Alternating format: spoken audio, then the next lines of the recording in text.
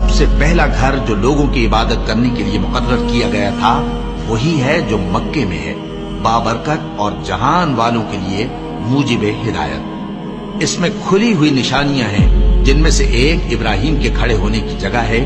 جو شخص اس مبارک گھر میں داخل ہوا اس نے امن پا لیا، اور لوگوں پر اللہ کا حق یعنی فرض ہے کہ جو اس گھر تک جانے کا مقدور رکھے وہ اس کا حج کرے، اور جو اس حکم کی تعمیل نہ کرے گا تو اللہ بھی اہل عالم سے بے نیاز ہے۔ اور جب ہم نے خانہ کعبہ کو لوگوں کے لیے جمع ہونے اور امن پانے کی جگہ مقرر کیا اور حکم دیا کہ جس مقام پر ابراہیم کھڑے ہوتے تھے اس کو نماز کی جگہ بنا لو،